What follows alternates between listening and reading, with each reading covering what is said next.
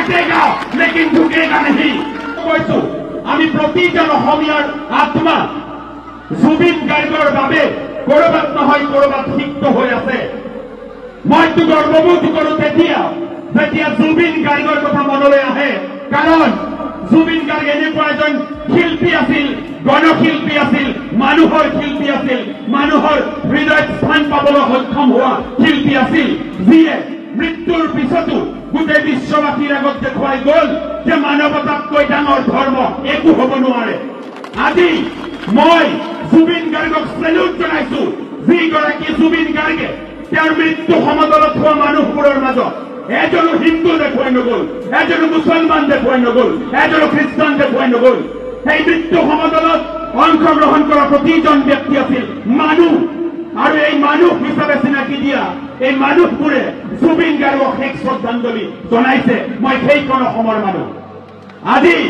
মই তেতিয়া লাজ পাওঁ যেতিয়া দেখো যে অসমৰ ৰাজনৈতিক নেতাবোৰে অসমখনক বিভক্ত কৰিবৰ বাবে অসমখনৰ মানুহবোৰক বিভক্ত কৰিবৰ বাবে বিভিন্ন ধৰণে জাতি ধৰ্মৰ মাজত বিভাজন সৃষ্টি কৰি ৰাজনৈতিক মুনাফা ল'বলৈ চেষ্টা কৰে এই ৰাজনৈতিক মুনাফা ল'বলৈ চেষ্টা কৰা মানুহবোৰক সকীয়াই দি ক'ব বিচাৰিছো তোমালোকে যিমানেই চেষ্টা নকৰা কিয় আমি এতিয়াতো জুবিন গাৰ্গৰ আদৰ্শেৰে আগুৱাই যাম আমি কম যে মোৰ মনত কোনো হিন্দু মুছলমানৰ ভাৱ নাই মোৰ কোনো জাতি নাই মোৰ কোনো ধৰ্ম নাই মোৰ এটাই ধৰ্ম সেইটো হৈছে মানৱতা কাৰণ মানৱতাৰ ধৰ্মৰে আগুৱাই যাবলৈ জুবিন গাৰ্গে মোক শিক্ষা দি গ'ল আৰু এই কথাবোৰ ক'বলৈ মই ভয় নকৰো মই কাকো কেৰেক নকৰো কোনোবা ৰাজনৈতিক নেতাই যদি ভাবে এই কণ্ঠৰুদ্ধ কৰিব পাৰিব তেন্তে তেওঁলোকক সকীয়াই দি ক'ব বিচাৰিছো মোৰ এই মানুহবোৰৰ সন্মুখত प्रतिज्ञाबद्ध हो कब विचारिसु ये सर कटेगा लेकिन झुकेगा नहीं ये सर कटेगा लेकिन झुकेगा नहीं मैं तेने एजन गर्वित मुसलमान হৈ আজি আপোনালোকৰ সন্মুখত কবলৈ পাই গৰ্বিত অনুভৱ কৰিছো যে মই অসমৰ গৰ্বিত মুছলমান যিগৰাকী মুছলমানে কোনোদিনে কোনো ক্ষেত্ৰতে আপোচবিহীনভাৱে আগুৱাই যাবলৈ যত্ন কৰিছো আজি নেমচুৰ এই মঞ্চৰ জৰিয়তে মই আপোনালোকক আহ্বান জনাব বিচাৰিছো যে অসমত যিসকলে ৰাজনৈতিক নেতাই তেওঁলোকৰ মুনাফাৰ বাবে বিভিন্ন সময়ত আমাক বিভাজন কৰিব বিচাৰিছে সেইসকল অকণমান সাৱধানে থকাটো ভাল আজি অসমৰ কিছুমান ঠাইত আমি দেখিছো যে উজনি অসম নামনি অসম মধ্য অসম নাম দি অসমখনক বিভাজিত কৰিব বিচৰা হৈছে মই সেইসকলক সকীয়াই দি কৈছো বিভাজনৰ ৰাজনীতি নিপাত যাব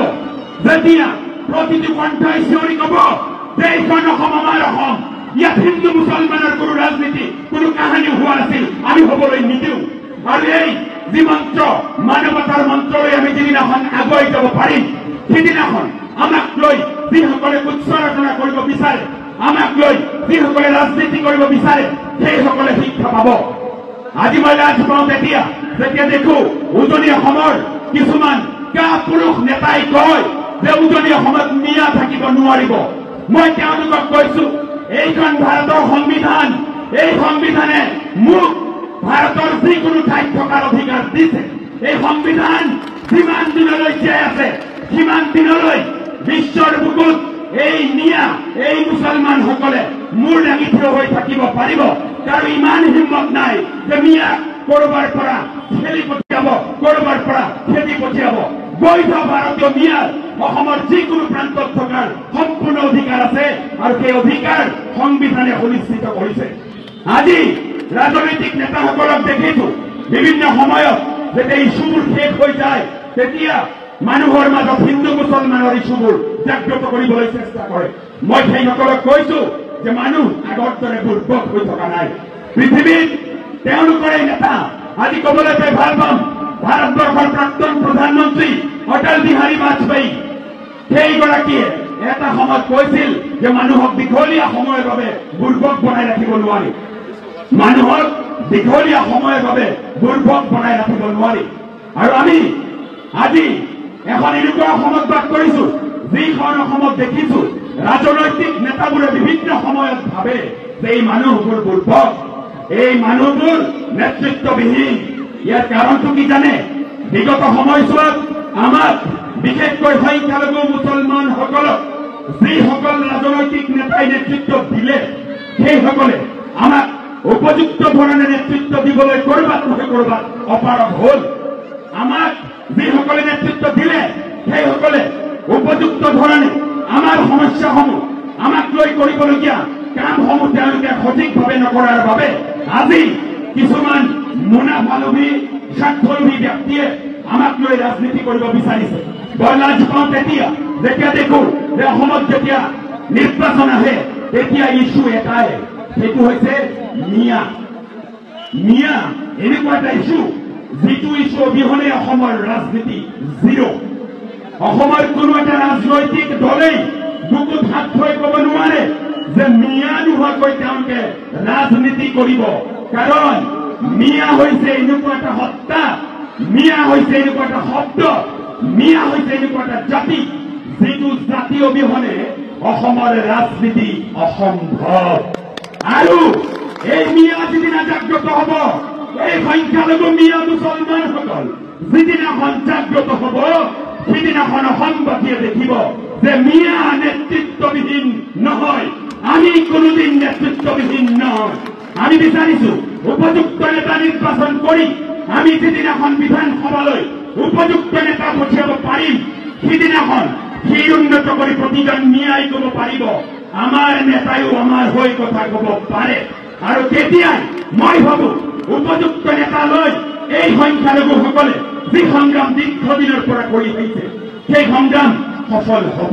তাত সহযোগিতা লাগিব আজি নেমচুৰ দৰে সংগঠনৰ। কাৰণটো হ'ল ছাত্ৰ একতা, ছাত্ৰ শক্তি এটা জাতিৰ আটাইতকৈ ডাঙৰ শক্তি। উত্তৰ পূৰ্বাঞ্চল ছাত্ৰ সংগঠন নেমচু এই সংখ্যালঘু মিয়া সংখ্যালঘু জাতিৰ বাবে কিন্তু এটা শক্তি, আৰু এই শক্তিক আগুৱাই দিয়াৰ বাবে আপোনালোক যিদৰে ওলাই আহিছে তাৰ বাবে আপোনালোকক মোৰ অন্তৰৰ নিবৃত কোণৰ পৰা জনাইছো চেলুট। আজি এনেদৰে বিভিন্ন ছাত্ৰ সংগঠন যিসকলে সংখ্যালঘু জাতিক ৰিপ্ৰেজেণ্ট কৰি সংখ্যালঘু জাতিক প্ৰতিনিধিত্ব কৰি যিসমূহ ছাত্ৰ সংগঠন ওলাই আহিছে তেখেতসকলক আগুৱাই দিয়াৰ দায়িত্ব আপোনাৰ, তেখেতসকলক দায়িত্ব আমাৰ। আজি জুবিন গাৰ্গ অসমৰ বুকুৰ পৰা বিলীন হৈ গ'ল। জুবিন গাৰ্গক কৰবাত নহয় কৰবাত চক্ৰান্ত কৰি হত্যা কৰা হৈছে বুলি সন্দেহ কৰা হৈছে। তদন্ত অব্যাহত আছে, সময়ত কি ওলাই আমি দেখিম। কিন্তু জুবিন গাৰ্গে যি আদৰ্শ প্ৰতিষ্ঠা কৰি গৈছে সেই আদৰ্শৰে মই অসমৰ প্ৰতিজন মানুহক আগবাঢ়ি যাবলৈ অনুৰোধ জনাইছো। মানুহৰ মাজত যেতিয়ালৈ হিন্দু মুছলমানৰ চিন চাপবোৰ নোহোৱা হৈ যাব, মানুহৰ মাজত যিদিনাখন জাতি ধৰ্মৰ সীমাৰেখাডাল নোহোৱা হৈ যাব সিদিনাখন এইখন অসম হ'ব সোণৰ অসম। কাৰণটো এটাই, আজি যিসকলক লৈ নিৰ্যাতন চলিছে, যিসকলক লৈ নিপীড়ন চলিছে, যিসকলক অৱহেলা কৰা হৈছে সেই মিয়া জাতিয়ে সোণৰ অসম গঢ়িবৰ বাবে